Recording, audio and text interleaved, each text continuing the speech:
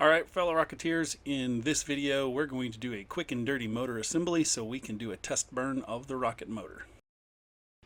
On the table here we find all of the typical components in a Bates Green rocket motor.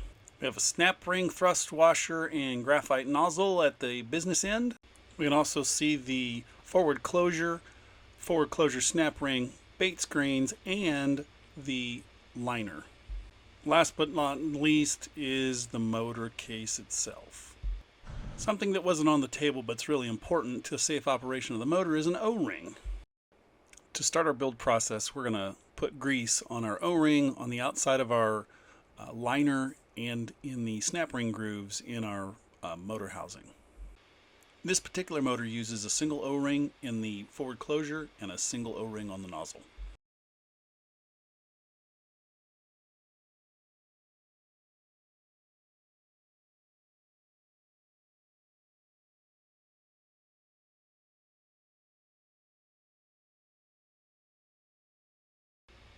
Okay, it's a little bit hard to see here, but the motor case snap ring groove needs to be very clean to start with and free of debris and other things. Now we're going to fill it with grease in order to keep it from cutting our O-ring when we assemble this, but to begin with, it needs to be pretty clean.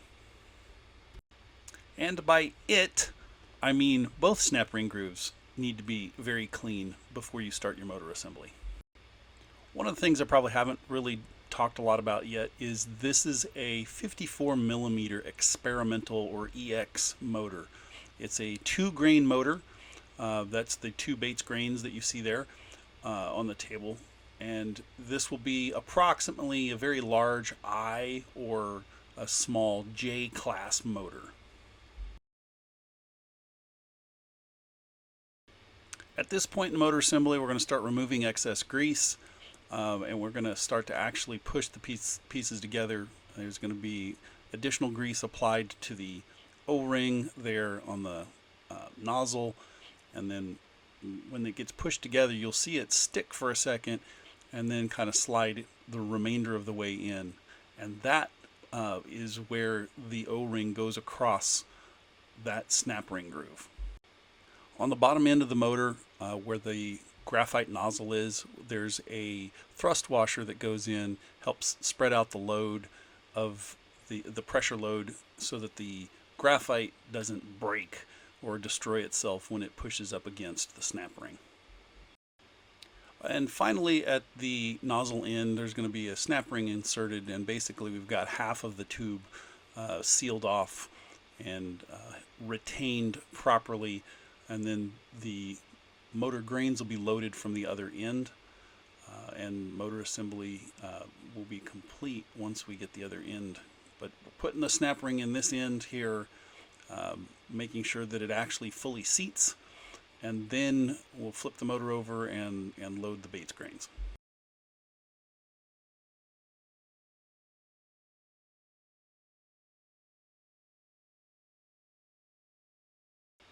In this next step here, you're going to see the grains have grease put on them. Not everybody is going to agree with this method of motor assembly.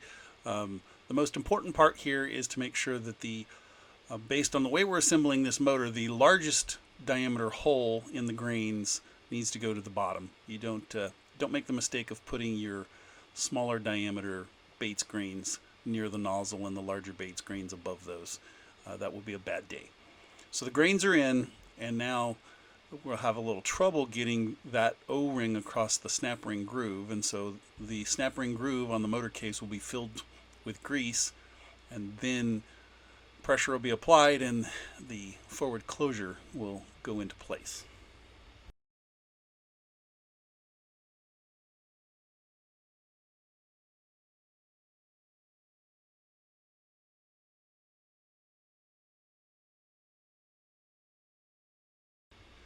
When you're putting a forward closure or a nozzle in, there's a very distinct stopping point and then sort of a give or heel when it pops into place correctly, when that O-ring goes over that snap ring groove. It's even kind of visible in the video there. And at this point now, the upper snap ring will be put in place, the upper retention, and we'll make sure that it snaps fully into place so that it doesn't come loose while the motor's burning. That will also be a bad day.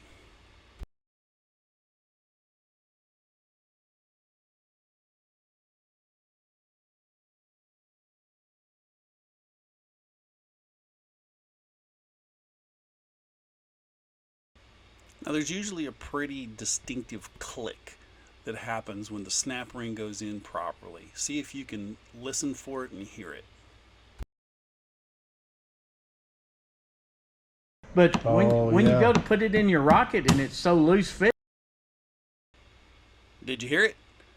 They don't always snap when they go in, but maybe that's why they call them snap rings. Usually they do. So we got an assembled motor now.